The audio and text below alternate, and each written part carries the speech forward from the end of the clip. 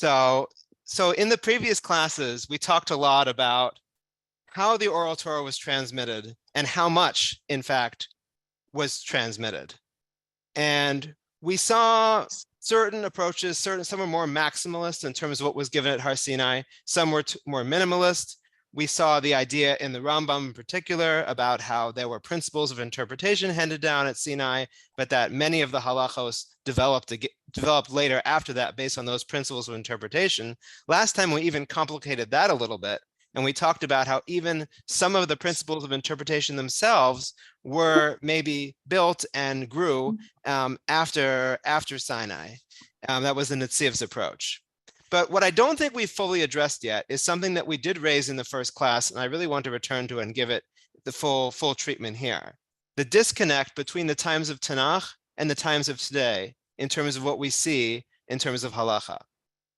Where in Tanach do we see evidence, for example, of a Torah Shebaal Peh or an oral tradition, or even more broadly, where in Tanach do we see evidence of a strong, robust halachic system that people are centering their lives around halacha and centering their lives around the study of Torah, things that we take very much for granted today, but maybe are not so present in Tanach.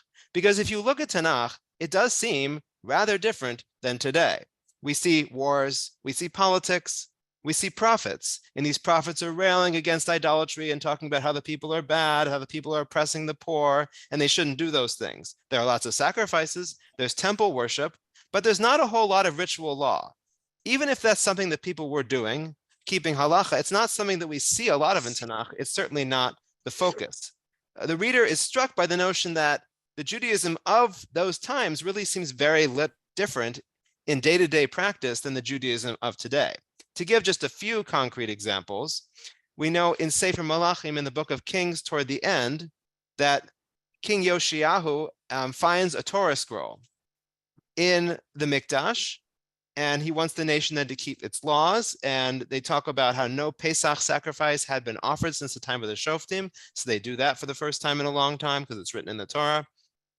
We don't see people being Ola Rega. We don't see people coming to the temple for the pilgrimage festivals very often in Tanakh. We see a tiny bit about Shabbos and the importance of and keeping Shabbos, but not a whole lot about Shabbos. When halacha is mentioned, such as in Sefer Yechezkel, there are portions toward the end where Yechezkel talks about certain laws for Kohanim and other things, but they actually are kind of different than the law we know from the Torah. There are contradictions that I'm not going to address, but it's important to note that there are such contradictions. We see, for example, in Sefer Daniel, that Daniel in Babylonia, he is worried about kosher. He refuses to eat Nebuchadnezzar's food. He subsists instead on sprouts and water. But this is, interestingly enough, the first mention of kashrut we really see in Tanakh. We don't really see people worrying about kashrut before. Well, you could argue that people were in the land of Israel, they weren't in exile, it wasn't a big deal, perhaps. But at the same time, I think it's significant that we don't see a lot of emphasis on this early on, and not until the exile do we see any mention of kashrut. There's the problem that we talked about in the first class in Sefer Nehemiah. We talked about how Ezra reads the Torah to the people, and the people observe the holiday of Sukkot. But the Navi, the book tells us that the people had never heard of Sukkot, and they never celebrated it since they came to the land. So it's almost something new. So we have the problem of just the transmission of the Torah itself and kind of what happened and the breakdown in that time period. We also had the fascinating point we noted that when they actually build the sukkah, they build it out of the Arba Minim. They build it out of the 4 species that we use for lulav. And that was very surprising that they seem to be interpreting the command of taking the 4 species differently than Chazal, than our teachers and our rabbis interpret it. So we kind of have to deal with those types of issues too. If there was a Torah Shebaal Peh, if there was a strong oral tradition passing these things down, how come we really don't see this oral tradition in action? And how come we see them using very different things to build the sukkah and not necessarily waving the 4 species around like we do today? And to deal with these types of issues, I don't think I have any ironclad answers. I don't have something that's going to draw this thread that's going to say, oh yeah, this is exactly how we can trace halacha from the times of Tanakh to the times of today.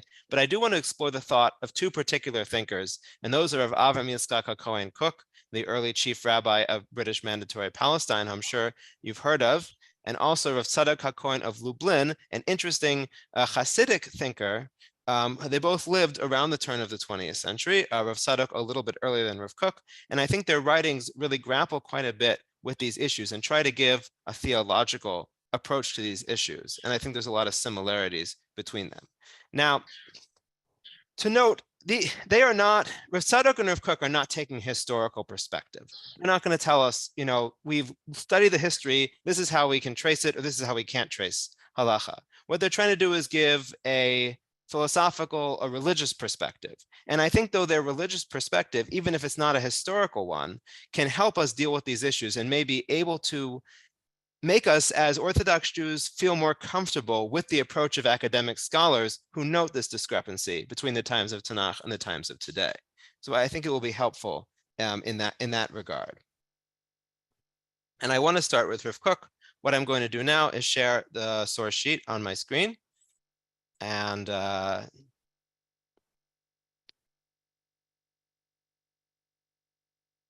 okay, here's the source sheet. And we will dive right into these sources here. So first, Rav Kook. So Rav Kook wrote a number of different works and a number of different essays. And in the book that's now collected as Orot, he wrote an important essay called Halacha Ideot B'Yisrael, or basically toward the development of ideas in Israel, sort of a history of ideas from a philosophical perspective. And the basic point of this essay, and it's a long essay, and we're only going to read a very, very small portion of it together, but the basic point of this essay is he draws a fundamental distinction between different eras in Jewish history, particularly the era of the Bayis Rishon, or the first temple, and the Bayis Sheni, the second temple. And he also traces two different ideas, the idea ha'elokit, the godly idea, and the idea ha'lu'umit, the national idea. And just to summarize, according to Rav Kook, in Bayis Rishon, in the first temple, the godly idea and the national idea were joined together, and religion focused on the nation as a whole. The focus was on general principles, on ethical ideas, on the value of Judaism, and on Bnei Yisrael's tangible or palpable relationship with God. Religious experience was not so much about following details of halacha, but about fulfilling national ideas and goals. Things like maybe conquering the land or worshiping at the Beis Hamikdash, fulfilling the ethical ideas of Judaism, but individual mitzvah performance was simply not emphasized in the first temple period. And the sort of the godly idea, the national idea went together. But he says after the exile, after the temple was destroyed, these two ideas separated. The Jewish people sinned, the exile happened, and the Jews were thrown out of the land. And the godly idea, this idea ha'elokit, could no longer be found in national expression. And so it moved then to individual expression. And the focus then shifted from a national religious experience to an individual religious experience. And for Rav Kook, part of this individual religious experience was Torah study and all the details of halacha. So if you look in source number 1, we'll read just a little bit together of how Rav Kook puts this. He says, Kol osa pratios hamasios, all those practical details, shel shmiras Torah mitzvos v'dikdukehem u'pratehem, of keeping the Torah and mitzvos and all the particulars, lo haisa nikeros uvaletas klal b'fnei ora haklali hagadol shalzu. They did not protrude at all in the face of the great universal light, ha'idea elokita Israelit. This Jewish godly idea, kiner lifnei avuka ukeshraga b'tiara, like a lamp is outshone by a torch or a candle is in broad daylight. So he says, hi hechala ata b'siluko shel ora kali hagadol b'mei habayis hasheni. When this great universal light receded in the time of the Second Temple period, lihikava ulhispalet b'ofia pratim yuchad. Then these ideas, the religious idea, began to be established, especially and individually. As ba'atachas ha'idea elokis be'esem ro musa v'yadei genizasa shalzu todasa idea datit.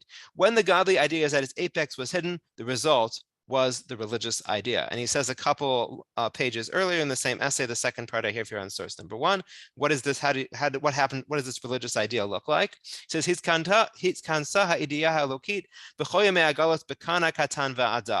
godly idea in all the days of exile entered a small and low vessel. In the Mikdash Ma'at of the synagogues and the study hall stalls,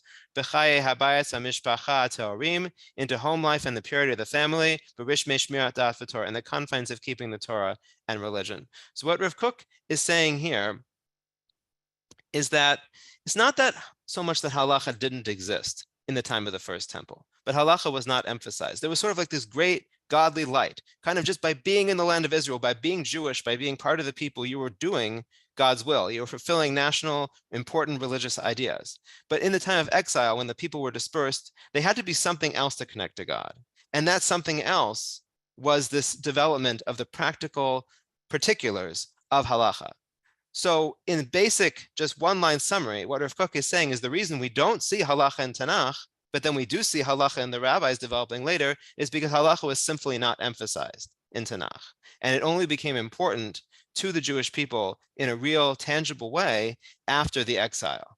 So it's kind of a very interesting solution. Again, not necessarily a historical solution, but I think a way of thinking about it, that maybe it's okay. This problem that we've noticed may be okay. Then maybe it is indeed the fact that halacha in some respect was only emphasized later, but that is kind of the way God wanted it to develop. That this was part of the development of Torah ideas. Now, I think it's also important to note, Rav Kook is not saying, I've been told by people who know Rav Kook a lot better than I do, that halacha didn't exist at all in the Bayis Rishon. He's not saying that. He'd probably agree in broad strokes with the Rambam who said that there were some things that were passed down from Sinai and some things that developed later based on principles of interpretation. But I think what Rav Kook is saying that's more radical than the Rambam is he's saying that the entire emphasis shifted. There's a whole different way of thinking about things. He's not necessarily disagreeing with the Rambam on the specifics of how halacha came to be, but more just broader and more philosophically what that means. I think it's interesting, for example, the language he uses here. He says, like, what was halacha like in the times of Bayis Rishon? He says, kishraga betira. It's like a candle in broad daylight, meaning it was there. Halacha was there, but it's outshone because there's just so much other godly national stuff going on that halacha was simply did not have the same importance, you did not notice it as much. But once there's no more prophecy, once there's no more national center, the people have to approach God individually through Torah and mitzvot, and halacha then becomes far more central. And Rav Kook actually in this essay, I didn't copy it all here, he applies this to all sorts of different ideas. Like he'll say, for example, that why don't we hear so much about Olam Haba, the world to come in Tanakh? That's a perennial question people ask. And he says, well, because that's a very individual type of reward. And that becomes, again, much more important during exile. So it's only emphasized later in Jewish thought, and why it's not mentioned Tanakh. Not that it didn't exist again, but because it didn't have the same emphasis or importance. Rav Kook also talks, for example, about intergenerational punishment. We have verses in the Torah that talk about how poked avon avot al banim, that sons are punished for the sins of fathers and stuff like that. But then we have other psukim, which is particularly like in Yechezkel later on, where it talks about a person only dies for their own sin. Yirmiyahu says similar types of thing.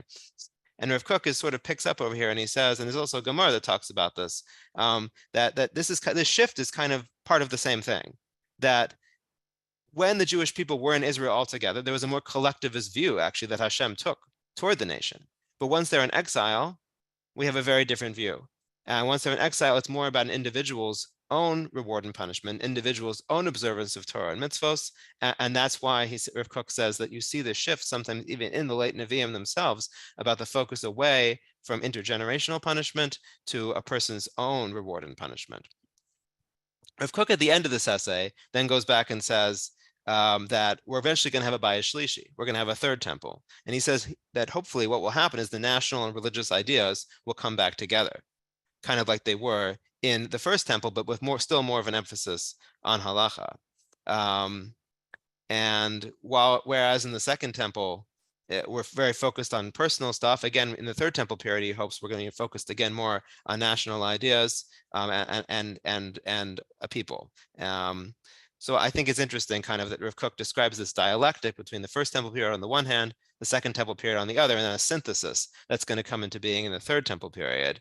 And he sees sort of God's whole plan through history in this essay, and God's plan is revealed through very specific historical events: the coming into the land, the destruction of the first temple, the second temple, and then eventually the third temple. So that's the first essay I want to look at. And since we've already actually said a lot, I would pause here for questions. I don't see anything in the chat, but if anyone has anything they want to raise, feel free to unmute yourself and raise it now before I go on. Yeah, I have a question. Sure. How's the stories and the narrative that are in the text, in the Tanakh, they can't possibly include everything that happened. So, Mm-hmm. so indeed, what Rav Kook seems to be saying is that it didn't. There's some story arc of the Tanakh, and so it makes sense that individual halacha may not have been emphasized because that's not the story of the Tanakh. That's not what the Tanakh is there to teach us. Yeah, Naomi, that sounds great. I like your way of putting it. I think Griff Cook would agree with that, that there are many things, maybe even some halachic things, perhaps, that were happening, but they're not reported because that's not the story that Tanakh is trying to teach us. Right. Yeah, I think that's a good clarification.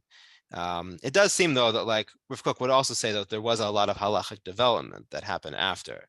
Absolutely. Absolutely. Yeah, But it would explain why it's not in the Tanakh right, itself. Yeah. Yeah. And then it did develop afterwards. right. It's evolved. Absolutely. Yeah. So I see Holly has her hand raised. I'm not sure if there's a question or Yes, not. yes, it's a question. Okay. So before you asked about for questions, one of the last things you mentioned was, excuse me, the destruction of the first temple, the destruction of the second temple, the destruction of the third temple. Because the third temple has not yet been built, my question is, was there an assumption at this point in history that the third temple, of course, was going to be built? Right. So there's a good question. When do we come into this idea of a third temple in particular?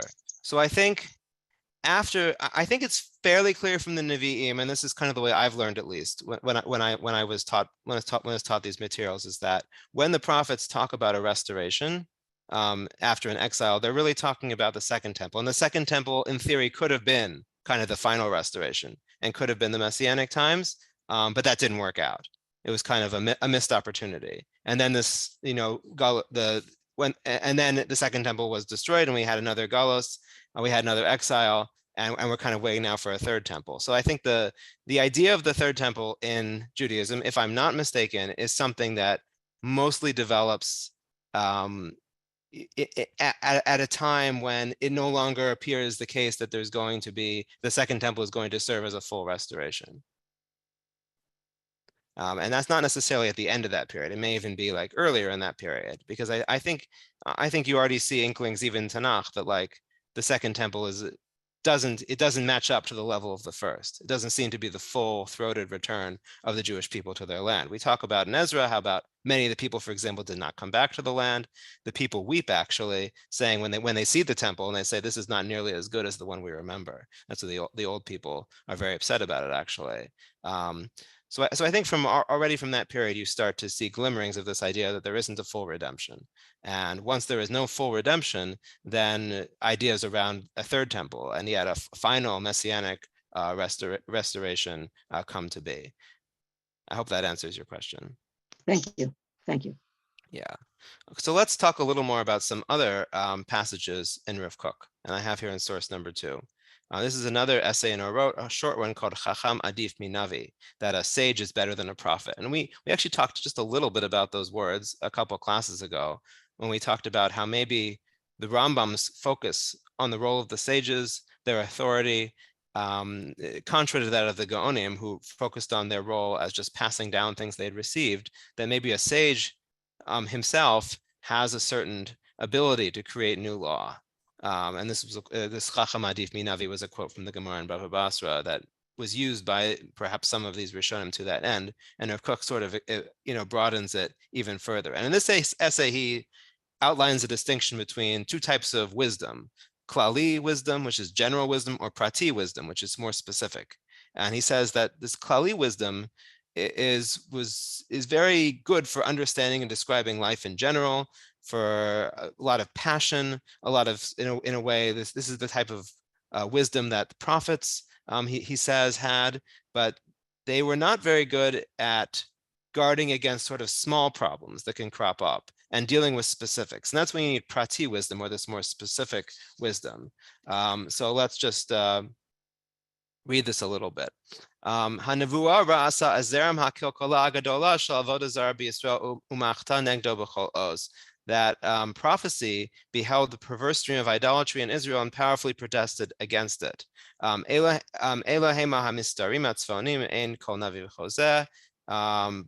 hidden from this prophetic visionary are all the our mitzvahs hamasios kulam pratio chosehem, or all the details and precise laws, v'chol dikam and nimratz, all the specifics. V'hitzricha avodas haklalim limaser l'neviim, v'avodas hapratim l'chachamim. And he says you have to assign to the prophets the task of generalities, but the sages get the particulars. V'chacham adif minavi, a sage is superior to a prophet. He says, why? Mashalo asasa hanavua b'chlei amilchamta hachotzim lahavos eish leva'er miYisrael vodas elilim u'lesharesh acharei ikarei hahashpalos hayoser agros shel oshek v'chamas, that the prophets didn't accomplish with its fiery arsenal. They couldn't purge Israel of idolatry. They couldn't uproot the worst degregations of oppression, but the sages were successful. Asu hachachamim b'har chavas haTorah. By expanding the Torah, the sages could do this. Ba'amadas talmidim harbe v'shinun hachukim hapratim v'toldosehem, that they could raise up many students and reviewing and teaching new halachas. V'meshach hazman harav niskaber esek hachachim esek haneviim v'anevuah nistalka. And actually, over time, the prophets were more successful. The sages were more successful in the prophets, and the prophecy actually waned, and it eventually ceased. So I think what Rav Kook is saying here is that God's original plan, I don't want to say sort of God changed his mind, that gets into whole other ideas, but sort of the first stage of God's plan, which focused on nevuah, focused on klalim, and focused on this general wisdom, didn't really work, because the prophets railed against idolatry, but really weren't successful. And he says it lacked, in a certain sense, the necessary attention to detail. And the second part of the plan, where the sages built up this system and this edifice of halacha, worked much better. And all these details actually help sort of bring people closer to God in a way that prophecy couldn't really fully complete. It couldn't do everything it was supposed to do.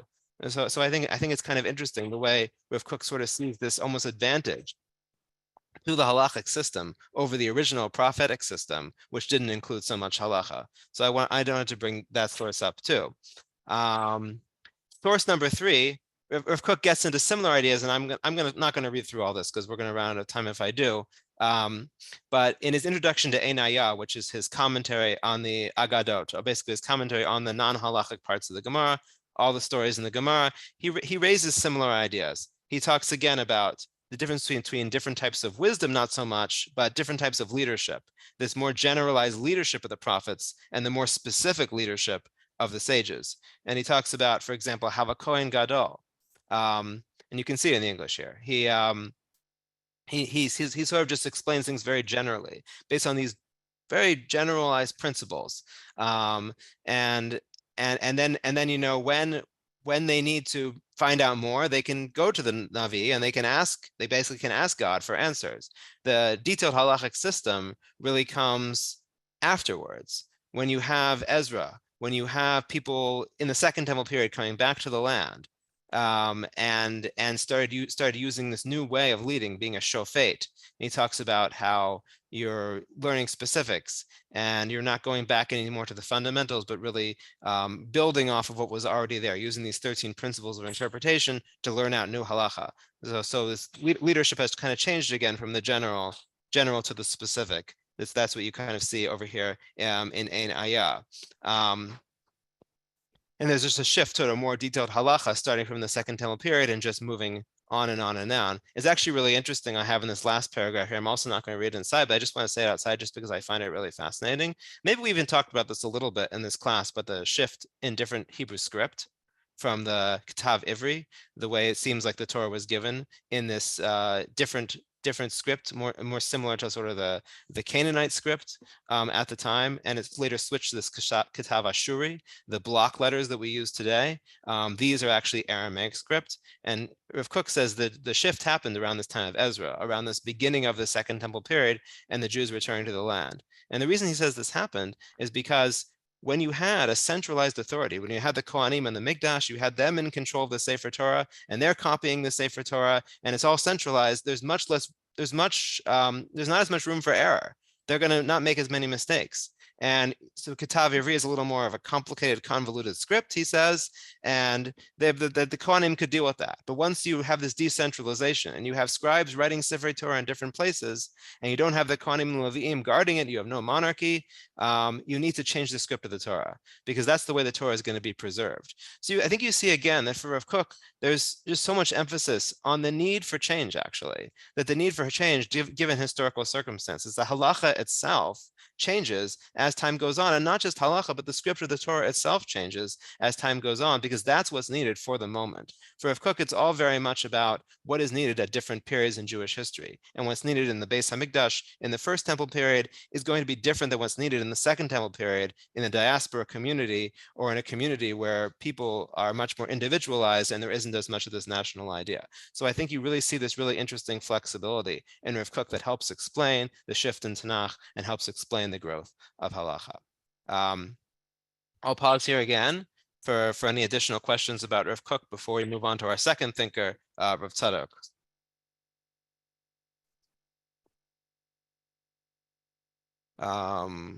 I do see a hand, Joseph Strauss. Yeah, feel free to just unmute yourself and ask the question. All right, but what you're saying about the change in script is illogical. Okay, because what you're in fact saying is that at the time when it was decentralized, because as you put it, the scribes and the Kohanim were no longer in charge of it, they were able to effect a change in the way that the text was written that affected everybody. So you're saying in a time when it was all decentralized, now that could happen if only a small group of people actually had the text and cared about the text, whether it originated in Babylon or was burnished in Babylon is a whole other question, which you're not going to deal with. But the idea that you're going to say that when things decentralized, we made a central change to everything. And let's imagine if somebody tried to do that today, and we're incredibly decentralized today, nobody would buy it. So I don't know that makes sense to the historical facts. Okay, so a couple things about. I just want to jump in here. I mean, there have been, the Holocaust is unfortunately the perfect example of times when Jewish law, Halacha, kashrut, had to be pretty much abandoned in order, hopefully, to save life. So the point here is, and of course, that's an extreme example. It seems to me the point that's being made is that because there was going to be decentralization, I'm going to assume the script that was used was very refined, was very originally very difficult in a certain way, but it was okay to do it that way because the Levi'im were there and it could be supervised. But once it was going to go out into the world, it had to be simplified in a way, the same words. But the text was already out there in the world, according to this theory. So the fact is that from the north to the south, the text was out there, and the claim is that it was trying that you could make a central change to the text. It just doesn't wash. You're also working from the viewpoint that your conclusion you have to prove.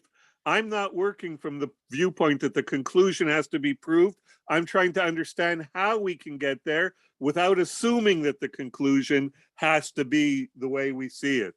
Yeah, a couple of points. Yeah, I appreciate the comment. I think, first of all, Rav Kook is not working within a historical framework. I'm not saying his idea works historically. I'm not saying that any of this is sort of what actually happened with regarding the change in the script and why it changed and when it changed. So that's point number one. I think he's trying to make more of a religious point, a theological point. But number two, I think maybe I didn't explain Rav Kook quite right.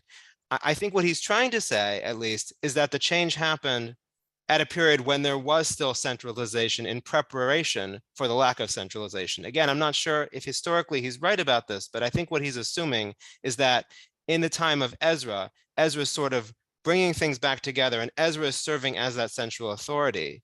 And he's kind of assuming, I think, based mostly on Gemaras, though, not based on the historical record, that Ezra has this centralized power and this ability to kind of make that change for everyone, and that he's doing it to prepare them for a longer period of exile or just a longer period of diasporic Jewish life. And again, I don't think it's historical, but I think that's where he's coming from. But yeah, and also as Joanne said, like this idea kind of periods of rupture and the need to change things in period of rupture, I think is a powerful idea. And I do think that's part of what Rav Kook is trying to show here as well, is that sometimes to preserve the Torah, there had to be fairly substantial changes in the way it was transmitted. You're saying it's rupture, and I'm saying the most logical conclusion for rupture is that new things develop, not that you refashion the old things in quite the totality that you're talking about. Okay. Times of rupture, you take a little bit of the old and you take mostly new, and you do what the rabbis did and say Moses was a rabbi, right, even though even though he never was. Okay.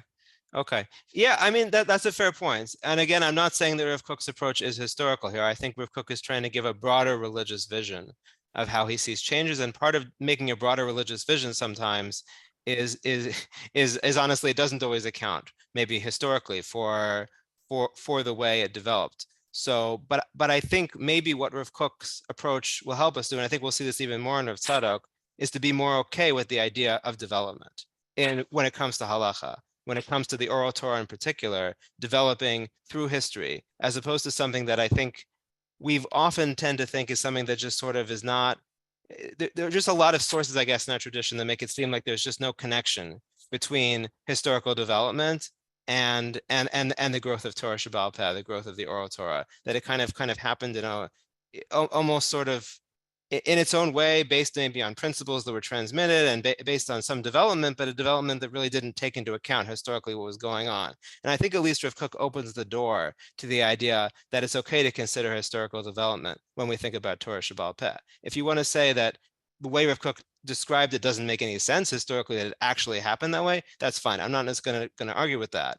But I think he allows for this idea of thinking about halacha, thinking about history when we're talking in terms of halachic development. I think that's the main point I'm trying to show. So with that, let's move to Rav Tzadok. And it's possible Rav Kook was reading Rav Tzadok actually when he wrote his ideas.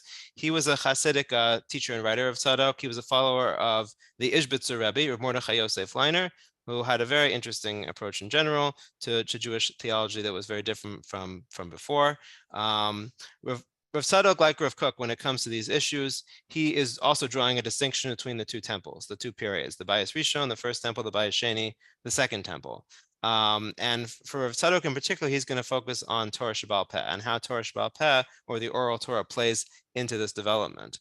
The crucial article, scholarly article on this topic is by Dr. Yaakov Elman Zatzal, who taught at Yeshiva University for many years. He wrote an article in Tradition 1985 called Rav Tzadok, a Coin on the History of Halacha, and a lot of the sources I've copied here are from his article, but I added a couple others also to try to show the way Rav Tzadok conceives of this shift. So a lot of these ones in this source number 4 over here are from Rav Tzadok's work with Sisei Laila. He wrote a number of different works where he repeats some ideas, but there's also a lot of new ideas in all his works as well. And he tries to I'm going to try to give sort of a historical approach through this sefer to the way Rav Tzadok sees. Not a historical approach, but the way Rav Tzadok sees the history unfolding. If you look at the beginning of source number 4, he says, "V'zeu kol chachmas Torah Shebaal Peh lahasiga emes mitzad ha'ofa v'helam." All the wisdom of the oral Torah is to apprehend truth from darkness and hiddenness. V'zeu bizman ha'helam, and this is when, in a time of hiddenness, al bizman shahei hashras hashchina b'Yisrael, when the divine presence rests on Israel, lo hayu nichnasim lahasagot shel mechashakim klal ki haya az kol ha'anaga al pi nevuah dahiu neviim kiflayim ki yotz Mitzrayim. He says, when the divine presence rests on Israel, so in the time of the first temple, they did not have to go down to darkness at all. For all their guidance was through prophecy, and he says the number of prophets was twice as many Jews who left Egypt. Again, it's just that's kind of an expression that he uses here. This expression is used other places as well. This idea of kafayim kiyotzim mitzrayim. But I think what Tzadok is saying is that in the Bayis Rishon, in the time of the first temple, there just isn't as much need for Torah Sheba'al Peh, this oral Torah which is developed by the rabbis, because when they had questions, they went to Nevi'im, they went to the prophet. The prophet could ask God directly what the answer to the question was. And then he continues, and again, all these little passages are from different parts of the Sefer, but I put them together here. But in the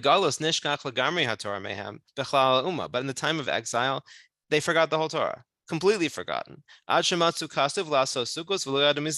Until it says to write, let's make sukkahs, and they had no idea what to do, as we saw in Nehemiah. That this idea that like the people read the Torah and they're like, oh, we're supposed to build sukkahs, but they never even done it since the time of Joshua. But the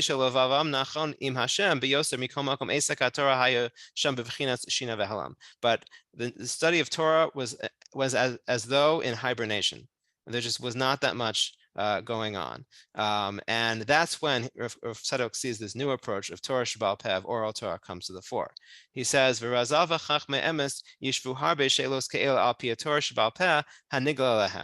then the sages answered many questions like these through the oral Torah that was revealed to them. This was not yet revealed in the time of the Nevi'im.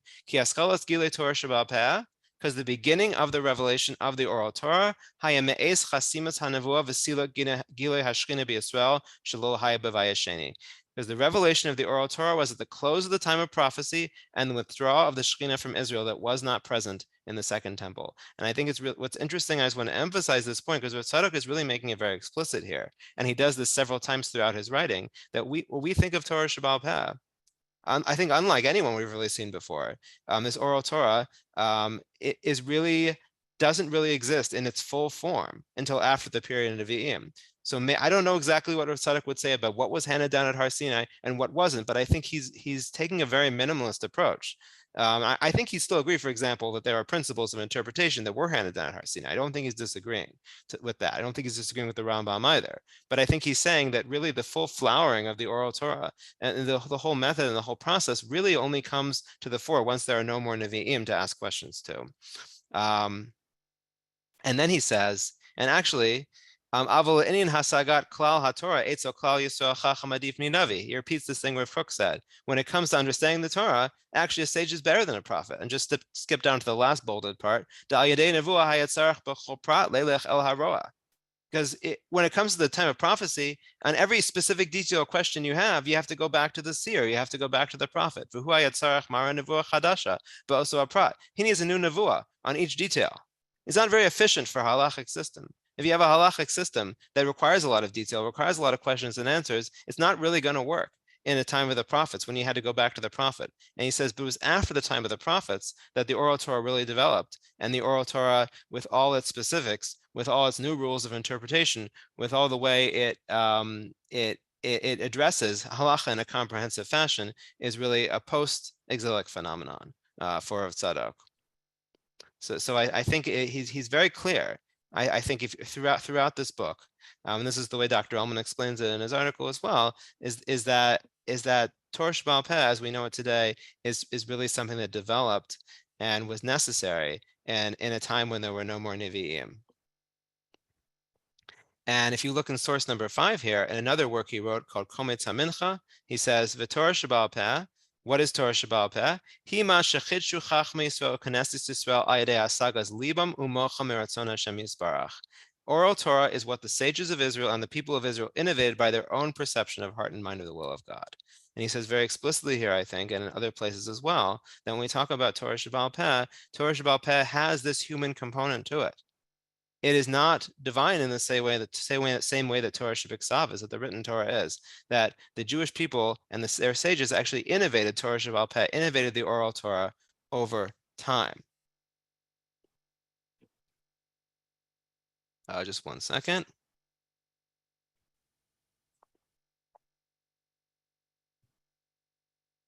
Right, but I do think it's also interesting to point out here, and maybe actually I'll just let someone jump in here if they want to. What's interesting about this short wording here that he says, that focus in particular, he says it's al yedei hasagas libam umocham, that They innovated by their own perception of heart and mind, but also meratzon Hashem yisbarach. It's through the will of God. What's kind of interesting about his phrasing here? He seems to be hedging his bets. Sure. Yeah. Say more. Yeah, he says one thing and then he says, "Oh yeah, but it's also Ratzon Hashem." So he's like, he hasn't said anything. Okay. Yeah. I mean, I think I think what's important to realize for Rav Tzadok is making this very bold claim that Torah Sheba'al Peh is human, but at the same time he's saying this is the will of God, that this is kind of the way Hashem wanted it to develop. Because I think for Rav Tzadok, and we're going to see this more in a minute, but like for Rav Tzadok, you still have to deal with the fact that like we believe Torah Sheba'al Peh, the oral Torah is Sinai, and we believe Right. Torah Sheba'al Peh is something that God wants. And I think also it's important to note, and I can't get into this so much further because I don't know it well enough, but for the Ishbitzer and that philosophy, that whole line of Jewish philosophy in general, there's not a lot of distinction between free will and determinism. Like we tend to sort of, think of those as opposites, that there's either, a person has free will or things that are predetermined. I think to Rav Tzadok and their whole line of philosophy, like kind of everything was both at once in a way, and that free will was not as large of a part of their philosophy than maybe in other Jewish streams of Jewish thought.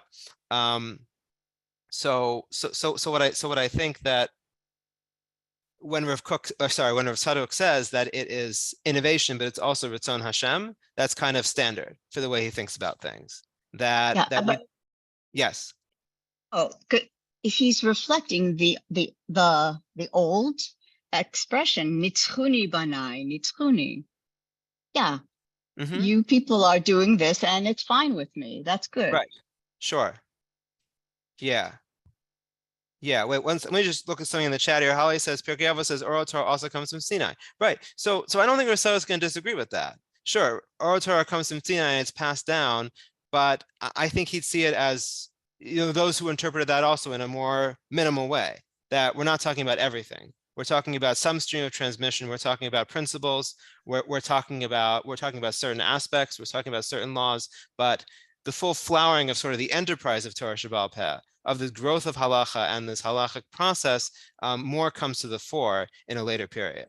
Like you always kind of have to deal with those other sources, but I think he would sort of read them in a more minimal way. What about even more minimal? That authority comes from Sinai. Yeah, but nothing tangible in terms of anything else. Just the authority to do what was done. Yeah, I think so. I mean, I think we kind of saw that a little bit. I mean, again, I may be reading more into it than is there, but in the Netziv last time, when the Netziv talked about even the principles themselves developing, but that's kind of okay. That's what's supposed to happen. That's how Torah is supposed to develop. I think he's relying very heavily to say that on this idea of authority. And like, yes, another question.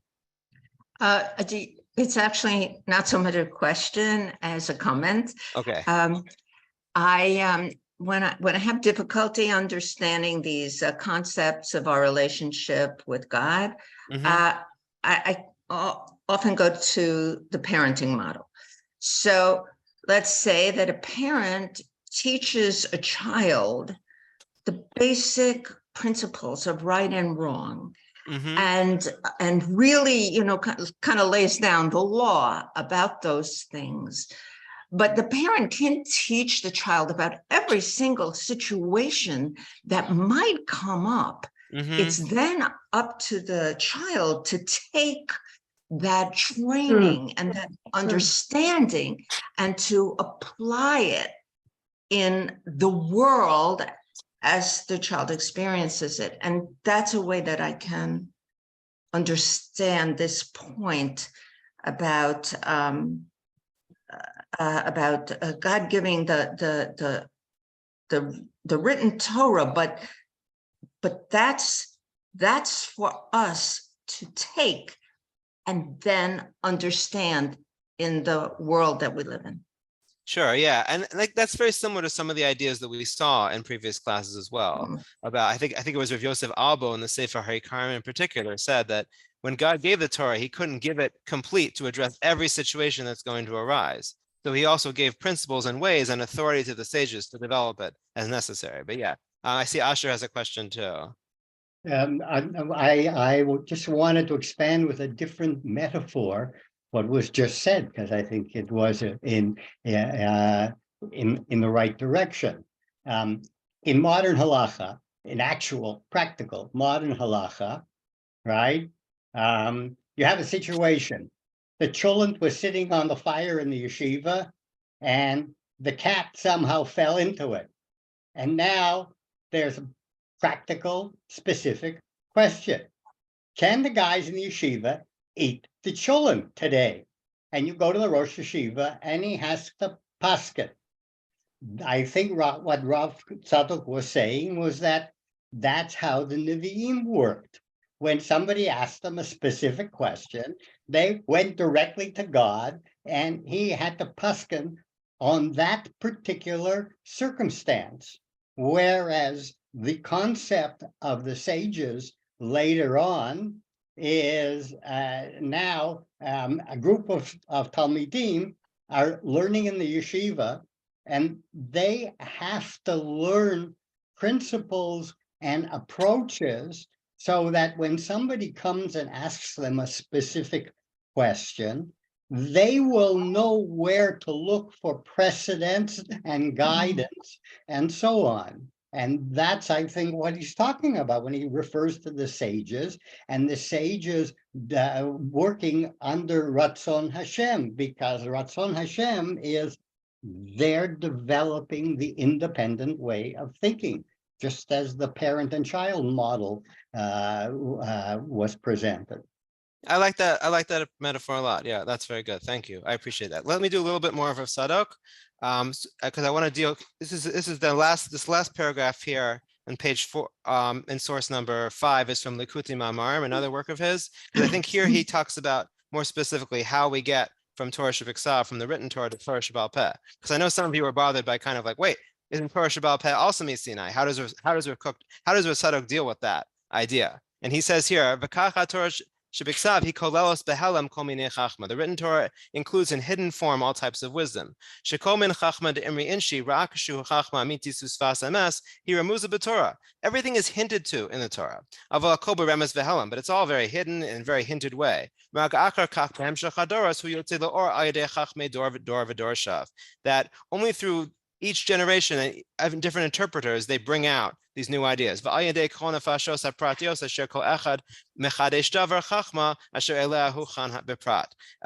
Individual souls reveal the innovations of Torah that have been prepared from it, kind of a mystical idea.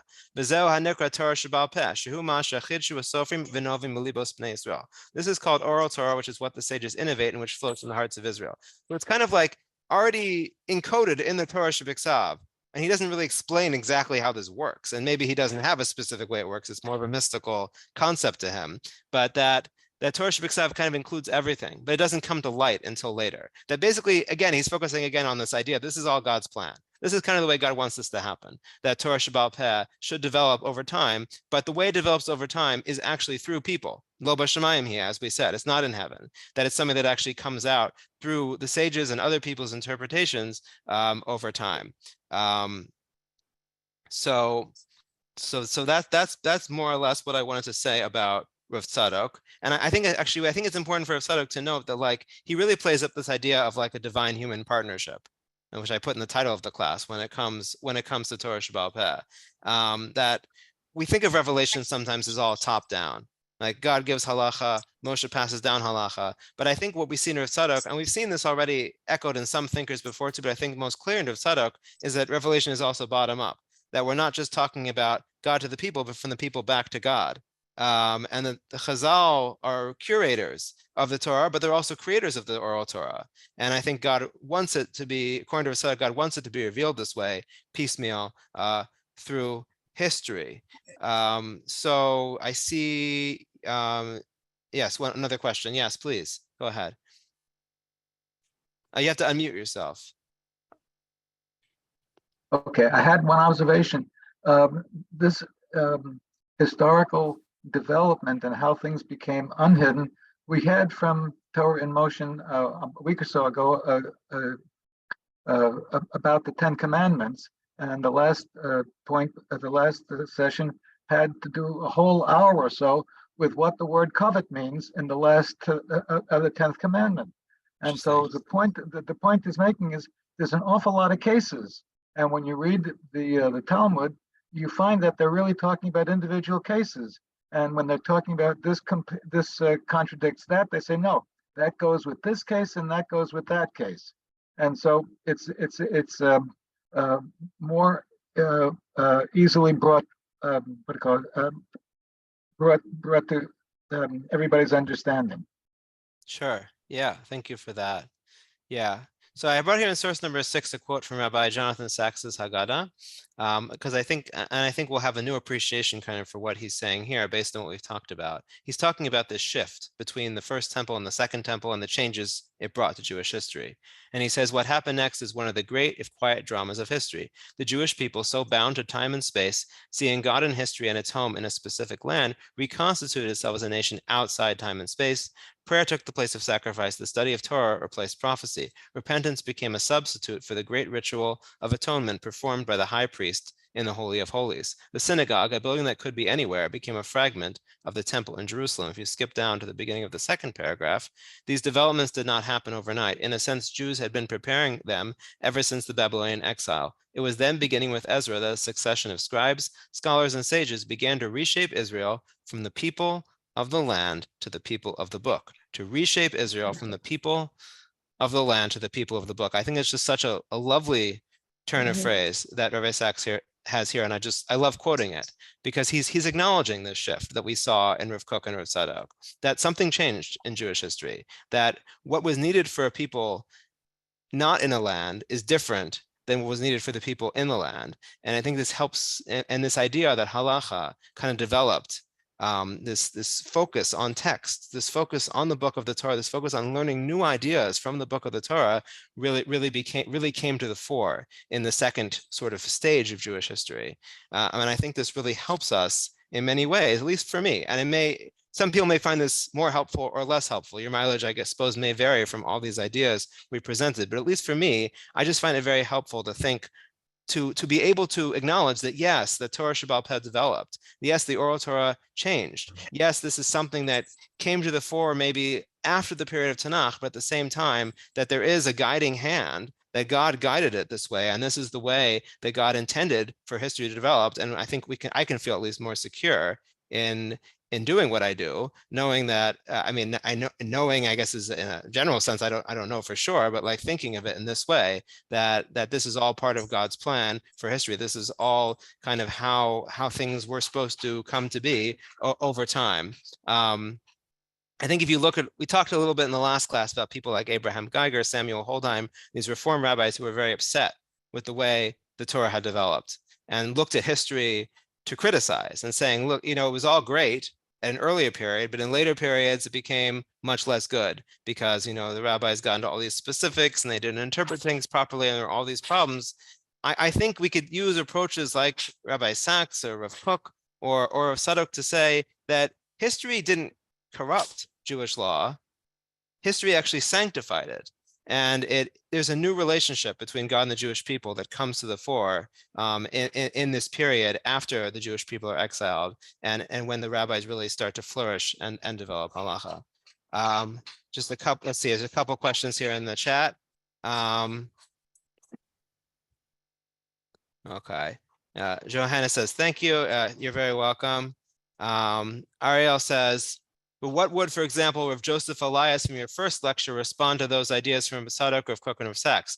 Would these be seen as beyond the pale in the Haredi world? That's a charged question, Ariel. I don't know for sure. I think these ideas are often not presented in the Haredi world in this way. And I know when I wrote up this series for the 1840 podcast, which I think I shared with you at the beginning, those links to my articles that I wrote, I definitely did get a few comments from people who identify more with the yeshiva world, who they thought this stuff was very new. Basically, they had not really heard these ideas before.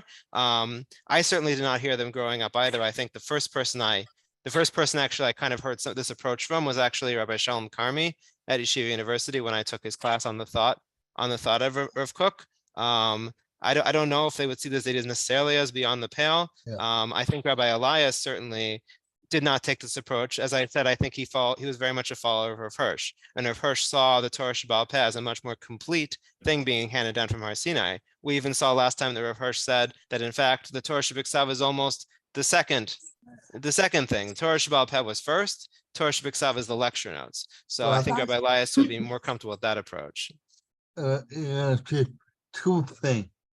I often do two thought experiments, which I think are relevant here.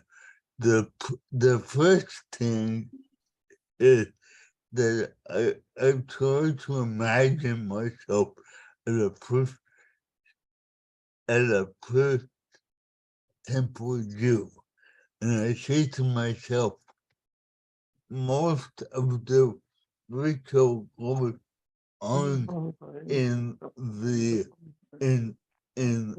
temple. Well, I only go 3 times a year. And I'm saying, what really connects me to my practice? And the answer is really nothing. So I think it's because everything is centralized. There's nothing that I have to do every day. I don't daven. Maybe I bench, maybe I don't. So that explains why you have so much idolatry in the first temple period. Okay, so they needed to have something less centralized so that the Jew would interact with Judaism every day. So that, for me, that explains the reason why maybe we need the Torah. If not, we would have disappeared. Okay. Yeah. No. The second thing is, if the can you imagine a world where the temple is not destroyed, and we in the 20th century or the 21st century were still bringing sheep, and you know that I don't think we would be very well looked upon in the rest of the world. I mean that even that line, that even that mitzvah, the line in the forum that talks about, you look at the mitzvahs and you'll see how beautiful they are and you'll be attracted to them. I don't think we would be looked upon that way if we were still sacrificing animals. So I can very see what this helped me to see how man and God work together through history to have Judaism develop to where it is today. Yeah, no, thank you for your comments, Marty. I appreciate that. I think I do have to wrap up now. I wonder if I have I don't know if you want to stay on for another minute, I can talk about Rav Hutner just a little bit because I think it's an interesting source. I'm more or less covered though the topic though. If people want to stop here, what do people think? Should I continue with Rav Hutner another few minutes? Okay, I'll mention it briefly. I think with the source from Rav Hutner was a Rosh Yeshiva and Yeshiva Chaim Berlin in New York, and then later in Israel. And he also studied with Rav Kook himself, actually.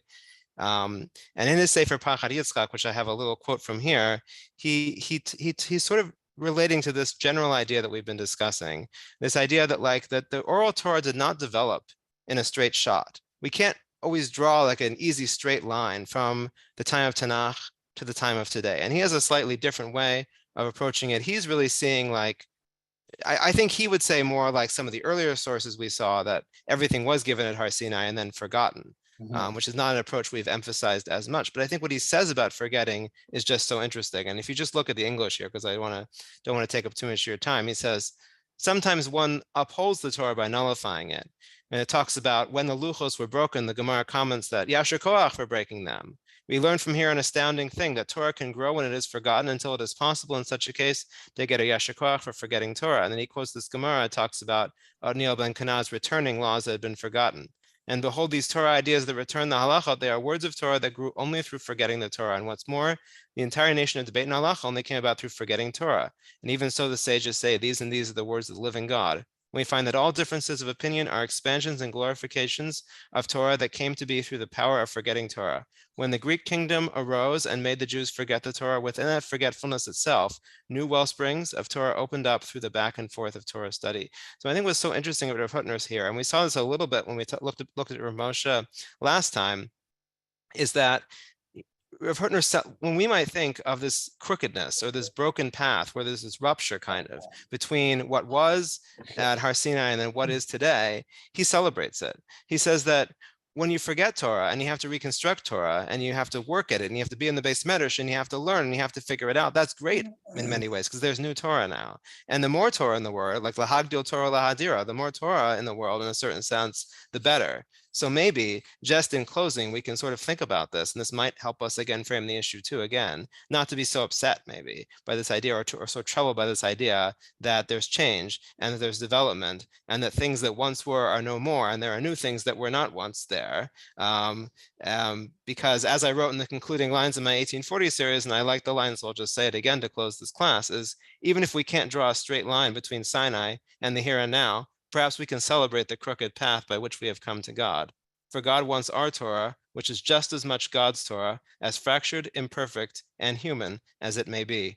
So thank you all so much for coming to this class. I really appreciate all your attendance, all your participation. I really appreciate the work that Shira put into coordinating everything. I really appreciate Rabbi Kelman, offering me to give this class, and it's really been an enjoyable experience. And I hope you've all enjoyed it as much as I had. So thank you so much.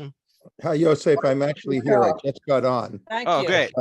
The Walk from Israel just ended. I'm back from that, Victoria Day here, Canada anyway. So I figured, and I'm not teaching day because of holiday. Anyways, so Yeshua, I heard the part of Rav Hutner. Yes, Spitula ze ukiyuma.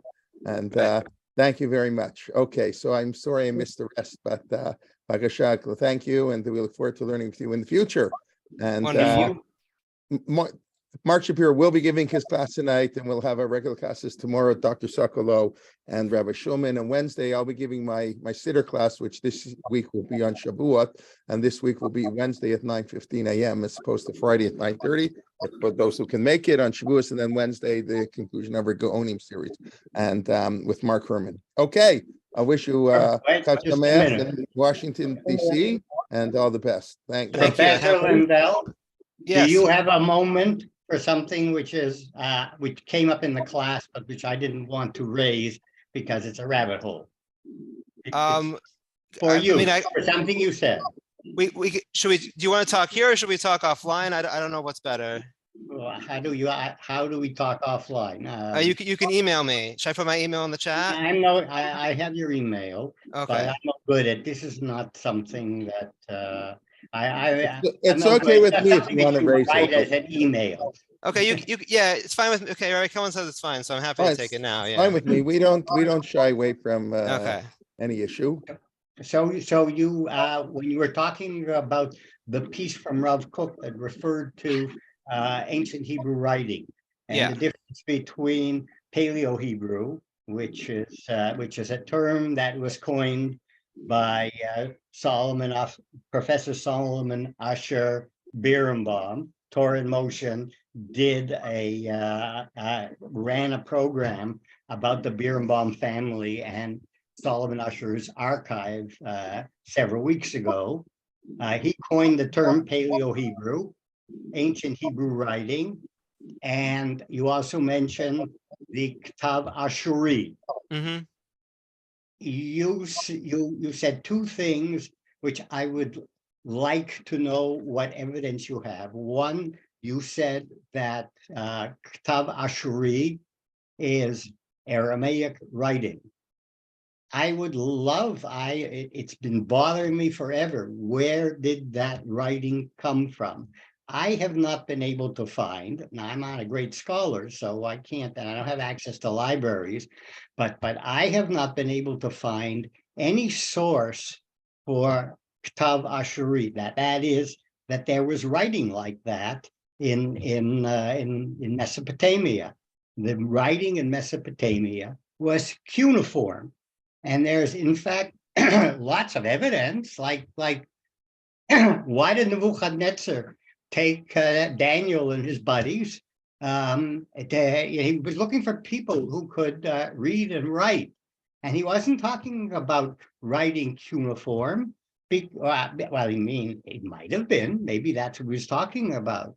But cuneiform writing, if you go to the Bible Lands Museum and you go downstairs, you can see cuneiform tablets from the Jewish community at the time of Yechezkel, and you can look at what it looks like, and it's highly skilled. And yet writing, actual writing, the writing of Ktav Ashuri, Aramaic writing, it only has 22 letters, and any idiot can learn how to do it.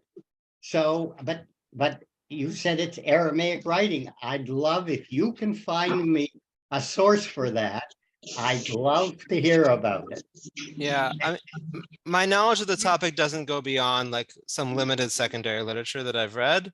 Like all that I know about it really is that my understanding is scholars believe that this was an Aramaic script. That's as much as I know about the topic right now. Okay, I'd love to find it. I would suggest that you be very skeptical about that. I have not been able to find. I don't know. I'd love to see it, and it doesn't. And there's a fellow by the name of Emmanuel Velikovsky who he's quoting writing that's all in cuneiform. Right. The second thing is the original Ktav, the what we call Paleo-Hebrew. I would like to see evidence that it was writing of the Canaanites. I don't think that Canaanites knew a darn thing about writing. There's no evidence of it. And the Phoenicians, I think they got their writing from us, and they carry the writing to Greece. And there is a direct connection between Paleo-Hebrew and Greek. It's absolutely obvious. You only have to look at the letter Aleph and then look at what alpha looks like, and then carry it on into Latin and A and the English capital A to see that direct connection. It's obvious to anybody with eyes in their head. But the Canaanites, I don't have any proof for it, but somehow we not only did we have writing, because how could we transmit the Torah from generation to generation? We must have had writing. That's logical. On the other hand, there's a pasuk that says that, somebody was asked, when was it, the time of Gidon? Went to a kid in the street to say, well, where are these leaders? Can you write down for me, please, the names of these guys? A kid in the street knew how to read and write. So anyway, that's like, I didn't want to interrupt the class because nothing to do with the class. It's just to do with history. No, but thank you. I mean, it's interesting. I think it sounds like you've done more research on that particular topic than I have. So I do appreciate hearing about it. I don't know so much about the development of the different Hebrew scripts. If you want to study some of it, the perhaps. David Birnbaum holds the Birnbaum archive, including Solomon Usher, his father's archive, Solomon Usher's archive, which is a wonderful source of material for all of that stuff. And David Birnbaum and his late brother, Professor Eliezer Birnbaum, published some books going through and gathering together some of that material. But there's tons more material in that archive. Interesting. Makes me Okay. want to do research. Thank you. Interesting. Yeah. Yeah. Could I just mention something? Yeah, sure. Yeah. I don't know almost anything about this, but I know that Professor Haim Tawil, I think emeritus from YU, has some interesting stuff about lexical parallels between Akkadian and Hebrew. Also a superb memoir about how he helped save his fellow Yemenite Jews, I think in the 80s or 90s, Operation Esther. Yeah, I've heard about it. I haven't read his book, but I heard about it. Yeah. Yeah. So Dr. Tawil has lectured, has a lot of scholarly stuff about Akkadian Hebrew parallel, but that's all I know about it. I know that he has those books. That's oral language parallels. That's not necessarily the physical writing, right? It's oral language.